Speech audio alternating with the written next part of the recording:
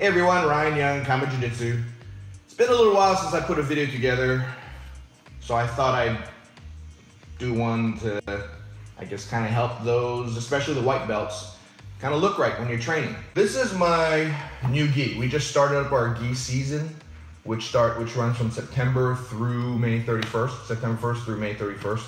You know, every time we start up the new gi season, I go and grab a new bunch of gis, and my old buddy Scotty Nelson of Lucky Gi sent me 2 of these. These are the dark side, I think is what they're called. They're the new hemp. I guess the theme is Darth Vader.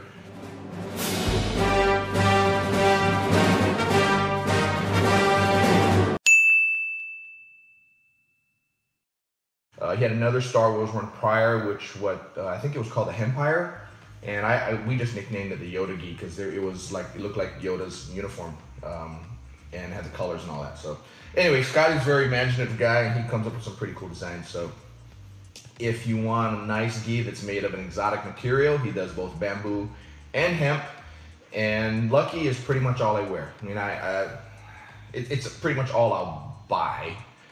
Although I do have some other stuff, some other gis, and a lot of people, they just got a ton of gis. I've got some other gis as well, but they're all cotton, and I tend to find that I wear the hemps and the bamboos a lot more. And so it kind of looks like this in the back, right? In front. Make it look fat? No?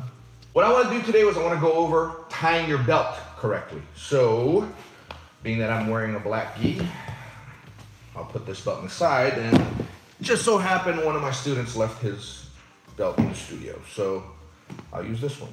A little long, but it's okay, it'll work. So the very first way, traditional, I always go left over right, and another thing is when I tie my belt, I don't go high, I go low. Part of the reason why I go low and tight is because when you're training, it'll kind of loosen up, it'll ride up, and then when it's high, then it'll be loose and it won't be uncomfortable. I mean, it's just a comfort thing. Put it any way you want. So, but I go left over right. The reason why is because most gis, they put the label and the patches on the left lapel. So if you were to go right over left, well, this one's low enough, so you're good. But we usually have a Kama Jiu-Jitsu patch right here. So if we were to go right over left, you'd end up covering it. I know people who have done both ways. Some people wear left over right, some wear right over left. Most people go left over right, whatever works for you. If that's the way you tied your gi the very first time, and that's the way you're taught to tie your gi, you would always end up doing it that way, chances are. But as far as tying a belt, find the middle, and the bar side goes on the right side. And the reason is because you want it to end up on the left, and you'll see how it works. So it's on my right, so obviously for you, you do it this way, right? So right side, left over right, find the middle, put the middle low, come around the back, do a switch, tighten up, come back around. Now what I do is I go bar side over non-bar side. I go under both pieces. So you see both parts here, I go underneath both. And then I go bar side over non-bar side, take the non-bar side, it comes up, through, and out to the other side. Boom. All right? Now some people, instead of even go underneath this part here, they'll just do it this way. Just tie here, same bar side over non-bar side. Non-bar side comes up, through, and out the other end here. I don't care which way I do it, but the only thing I've noticed is I'm not really a fan of the belt doing this. So that's why I'll tend to tie it together. What about an alternative way to knot your belt? When I say knot, meaning tie your knot. So start off with the regular way. You're gonna go over both ones, right? And I actually learned this in judo a while back, and I asked them why they did it. They said it's because it stays better. And what you do is you do the same thing. So you go bar side over non-bar side, but before you secure, you wanna put the ends in between the 2 pieces of the belt. So here and here. And then you secure. And that supposedly stays a little better. What I found though, what makes a belt stay or not stay is just how worn out the belt is. The more worn your belt is, like this is a pretty worn white belt, the easier it'll be to manipulate and to tie. Whereas if it's a brand new belt that's very thick and it's very wide, it'll come out all the time.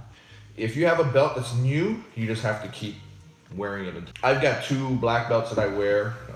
Both of them are given to me by Professor Dave. The first one was my first black belt. That was a very thick and heavy belt, and it took me almost 2 years to break that belt in. So I just had to keep dealing with it coming off, and it's like, it's okay. It broke in, now it's my favorite belt. My other belt, it's a little thinner that he gave me when I got my promotion, and that belt stays tied a little better, but when it was new, it would also come apart as well. So don't fret about it. Just use your belt, just train more, right? So you get your belt worn out. Also wash your belts. You know that old thing about, you don't want to wash your belt because you wash the knowledge out? That's an old superstition that actually ends up leaving a lot of crap in your belt. Staph, ringworm, smells. You wash your gi, why wouldn't you wash your belt? I prefer people to be clean, only because I'm going to be training with them.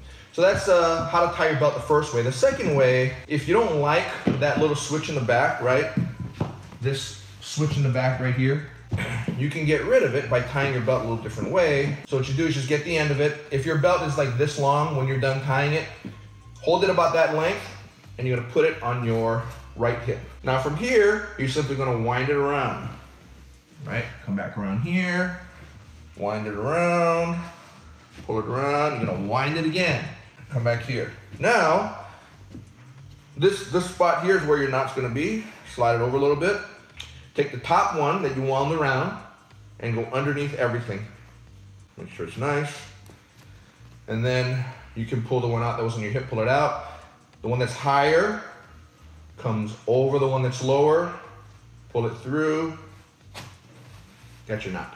Now, you're all nice in the back here, no kink back here. Now there's another way you can tie it as well, and that's why I figured I'd just do another video like this, because I have a third way to do it. And that way also is like the second one, doesn't give you that little kink in the back. So you start off by folding your belt in half. Then what you're gonna do is you're simply gonna wind it around your back, as such. Then you take the open side versus the closed side, and you put it down into, as opposed to coming up. Put it down into the closed side, kind of making a slip knot. Basically, that's what it is, a slip knot around your waist. Make a slip knot, hold it tight here, take the bottom one, right, top and bottom, take the bottom one, come under here, and I move it over to, in my case, the left side. Take the other one up, come up over that, and then through. See how that works? And just like the other one, no switch in the back. And this one I've actually found it holds pretty well. That I have to think to do it, because I've always tied my belt the other way, right? Just here, find the right side, belt in front, come around. And the reason why I always did it this way, because it's the fastest way to tie it. And when I'm training, I just want to, my belt falls off, I take a second and I want to just start training again. So I just tie it up. A lot of people, they'll use that, they'll do it kind of as a ritual, tie it around and around. It kind of slows them down, it gives them more time to breathe, give them more time to rest, and they'll start up again. If my belt's tied, I like to have my partner already tied and ready to go. So if they got to make me wait, then I'm just kind of, I'm just like that. That's really all I got as far as tying the belt. Knowing how to tie your belt doesn't make you any better, but it does look better. And generally, by the time you've been doing this for a while, you're not going to tie your belt wrong. And if you did, and you're an upper belt and you still tie your belt wrong, that's okay. You earned it. Do what you want. But as far as white belts go, if one of my white belts has their belt not tied correctly, I'll probably just take it off and tie it on them myself. But anyway, that's what I got. Hope all is well with you guys. Thank you for liking. Thank you for subscribing. Thank you for commenting. And I hope you have a happy training session. Take care. Bye-bye.